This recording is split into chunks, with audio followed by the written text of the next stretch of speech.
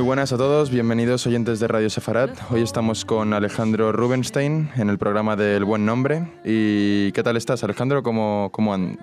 Bien, Jaime, con el saludo a todo el auditorio de Radio Sefarat. Es un placer tenerte de nuevo una semana más. Hoy vamos a hablar de la onomástica de los judíos navarros en el siglo XIV. Sí, de hecho suena un tema un tanto oscuro, pero no lo es. Resulta ser que hay un estudio muy interesante escrito por Ricardo Siervide Martinena, un gran filólogo de la Universidad Navarra, y él nos ofrece un análisis no solo histórico, sino también onomástico de la presencia judía en dicha zona.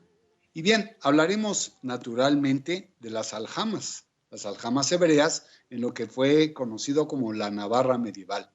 Y de acuerdo con la documentación medieval que en ese entonces se pudo conservar, la existencia de las comunidades judías en Navarra data cuando menos desde el último tercio del siglo XI. Esto nos hace ubicarnos principalmente en Tudela. No olvidemos al gran Benjamín de Tudela, el gran viajero que reportara su paso por las distintas tierras y la presencia de judíos. Tudela es precisamente la ciudad de mayor asiento de las comunidades judías en la Navarra medieval. Pues bien, resulta ser que Alfonso I el Batallador, en las capitulaciones firmadas con los judíos de Tudela precisamente a raíz de la conquista de dicha ciudad en 1119, les ha otorgado el fuero de Nájera, con objeto de que pudieran volver a su aljama. Así podrían vivir en sus casas, alquilarlas, venderlas, y también tendrían una obligación, que era custodiar el castillo que dominaba la ciudad, una especie de impuesto, pero sin costo económico. De este modo, en Pamplona y buena parte de las villas, se experimentaron cambios en las estructuras urbanas cuando los judíos se asentaron con la gente de procedencia y también empezaron a tener oficios muy diversos que fueron realizados entre los burgos y en las juderías, que permitieron que así se acogieran a los judíos en Navarra y que pudieran estar por un buen tiempo, pues estuvieron hasta 1498, lo que es 6 años más tarde que en el resto de España, cuando la propia sociedad cristiana de Navarra se desangraba en enfrentamientos y banderías. ¿Cuáles son las aljamas que hay que destacar? Bueno, pues la ya citada de Tudela. La realidad es de que es una gran ciudad que contiene en el siglo XIV unas 300 familias que representaban prácticamente el 83% de la población judía de la zona. La concentración era muy, muy importante. Después de Tudela estaban Cascante, Arguedas, Corela, Cortés y Villafranca. Así también podemos citar la aljama de Pamplona, que estaba situada un poco apartada de la zona de Navarra, pero que también tenía una judería importante, que posteriormente, tristemente, como en la gran parte de la historia del pueblo de Israel, cuando estamos en países ajenos a Israel, fue destruida esa comunidad y las familias, que eran cerca de 46, buscaron refugio en los barrios intramuros para protegerse de los ataques medievales. ¿Qué pasa con la aljama de Estella, que fuera también una muy importante? Estuvo integrada por 90 hogares judíos a eso de la segunda mitad del siglo XIV. Y en ese entonces podíamos encontrar que sufrieron pérdidas muy considerables, motivo de asalto y de destrucción final en 1328. A partir del último tercio del siglo XIII, Estella, junto con Pamplona, con Tudela y con Sangüesa, fue el lugar elegido por los judíos exiliados de Francia, en los reinos de Aragón y Castilla, que un poco más adelante habremos de comentar.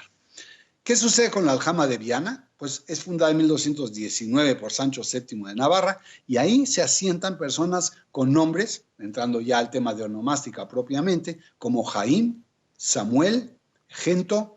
Inclusive se habla de la viuda de Yusé. Y también en una familia muy, muy asentada ahí, la familia de los Cortés, están nombres como Asá, Gento, Yuse, Abraham, Judas, Samuel y Gento. La familia de los Medellín recibió nuevamente a personas con el nombre de Gento, Asach, Mosé, Leazar, Yuse y Abraham. En la aljama de La Guardia habían 53 familias y a partir de 1407 debieron cerrar la aljama porque ya no había realmente razón para existir de esta zona desde el punto de vista de los judíos, por cuanto que ya no tenían documentos por sellar de ellos.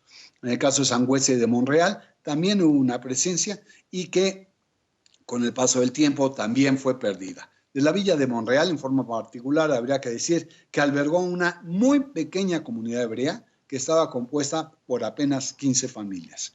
No es muy de destacar, pero sí de citar las aljamas de Val de Funés, que tuvieron también algunas pocas familias que integraron lo que hoy conocemos como la judería navarra, cuya población fue considerada en toda la zona navarra como un elemento esencial para el desarrollo de la actividad mercantil y que estaba equiparada a aquella que ejercían los francos, que estaban asentados, ellos sí, en zonas de Burgos, mientras que los judíos estábamos asentados siempre en juderías.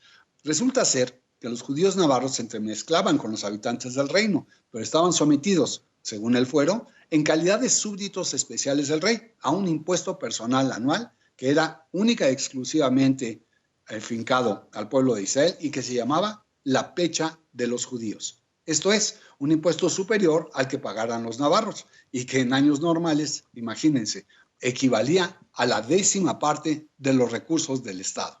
En esta zona se asentaron todo tipo de ocupaciones: sastres, carniceros, veterinarios, zapateros, carpinteros, peleteros, tejedores, habían mercaderes, médicos y prestamistas, una zona a donde los judíos tuvieron una razonable buena vida.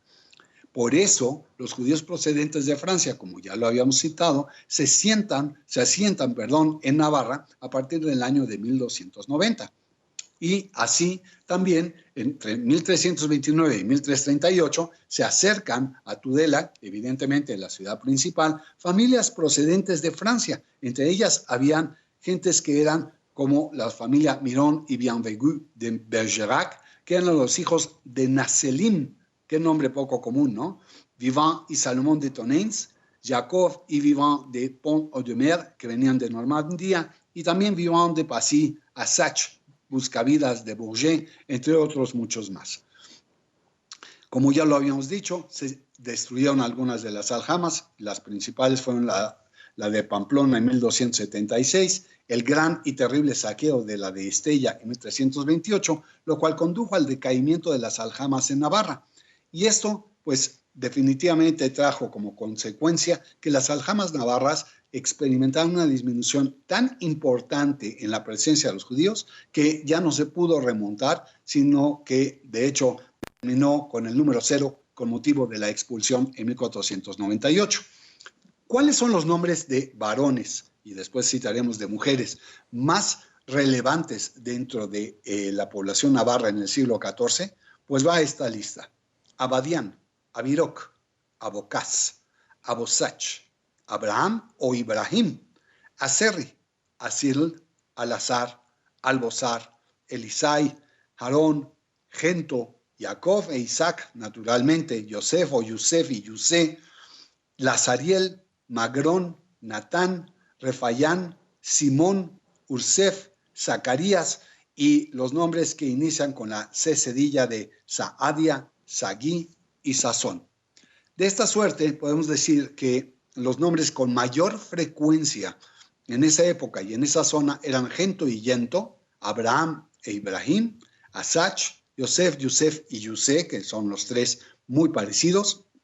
De igual suerte nos sucede con los nombres de Salomón, Salamón y Salama, pero Salama en este caso con la C cedilla, Samuel o Simuel, Yehudá y Judas, Mosé y Musa. Son los nombres que hay que destacar más en el caso de los varones. Ahora bien, en el caso de las mujeres encontramos los nombres de Alnúa, Amasia, Amilla, Aina, Bellita, Blanca, Bonastruga, Setí, Sidiela, Sima, Gemila, Ledicia, Maya, Orduna, Oroseti, Orovita, Preciosa, precioso nombre naturalmente, desde luego, Reina, Sol, Solbellita, Sorbellida, Soloru y finalmente con la influencia natural que teníamos, la influencia mozárabe, del nombre Zulema. También se emplearon sobrenombres o apodos, y en estos destacaban muchas cuestiones. Por ejemplo, los aspectos físicos, como el de la estatura, longo, o el de la calidad de una persona, como si fuera chiquillo o chico o mozuelo. Y también encontramos en el caso de la edad los nombres como viejo, mayor, maor, joven. Miembros del cuerpo también se emplearon como primeros nombres, como el de cabezudo, borbamplo, el de berruca, pata, inclusive en la lengua vasca, que esto es muy de destacar, lo que también se convirtió en un apellido al paso de los años, esquerro, que no es más que mano izquierda. Entre los defectos físicos podemos encontrar el de bellido, bellito, malat, redondo. Y en la lengua vasca, nuevamente podemos citar nombres como Ederra, que es el hermoso, Omeje, que significa el delgado. Por colores también se aplicaron nombres porque eran apariencia de la persona, ya fuera por su cabello o por su faz. Y encontramos entonces amarillo, cardeniel, rollo, rollet, y también podemos hablar en la lengua vasca los nombres de belcha, que es el negro, o suri, que en el lenguaje euskadi es blanco. Animales e insectos y plantas también forman parte de los nombres que se llegaron a emplear, inclusive como nombres propios, porque eran realmente apodos o sobrenombres. Entre ellos encontramos el de mosca, el de macho, el de pollo, y en el caso de las plantas, calabaza, cepa, escayo, y no podemos olvidar que existe el apellido o nombre, en este caso, escaya, que es una especie de trigo, y también el trigo como tal, el vocablo trigo, que formaba parte de la descripción de una persona. Entre sus cualidades morales también estaba el de agraciello, el de barata, bonfillé, dignidad, malfierro, malo, naturielo, poca amor, pobre, ¿qué nombre le pusieron? Sabí, sucrán, que no es del árabe shukran, de agradecimiento, sino que es derivado precisamente por la presencia franca en dicha zona del vocablo francés sucre, que significa azúcar. Así encontramos otros nombres como aquellos que son alusivos a la conducta, como el de vitas o el de mariencho, el de guerra o el de mujeres. Son personas que tenían pues inclinación a acercarse o alejarse de las mujeres. En la lengua vasca está el apellido, o el nombre, perdonen, insisto con los apellidos, disculpen, el de mozor, que también se refiere a una cualidad moral. Finalmente podemos hablar de por estatus social. Había quien utilizaba como primer nombre caballero o padre o padrón o romano, derivado de Roma. Y tenemos también en la lengua vasca el de semea, que se refiere a el hijo. Entre otros variantes podemos tener nombres como congelet, cordón, guerra, manetón, monaquiel, sayuel, sadón. En este caso, sadón es precisamente un derivado del vocablo latino asiata, lo que conocemos hoy como el asadón, que es el instrumento para mover la tierra. Esta persona seguramente o trabajaba con ella o la vendía, y por lo tanto se le conocía bajo este concepto. Y finalmente podemos hablar de los nombres que se asumieron en dicha zona por la lengua romance, como son el de Amillo, el de Arrayoso, Crispín, Mazuco, Rabatoso, Rusfano y Basurro. ¿Qué te parece, Jaime? Impresionante, la verdad. De lo más interesante esta semana, desde luego. Y Alejandro, decirte que es un placer colaborar contigo una semana más y que el placer también es de nuestros oyentes. Hablamos próximamente. Sí, será un placer, y un abrazo a vosotros y también a toda la audiencia. לכל איש יש שם שנתן לו אלוהים ונתנו לו אביו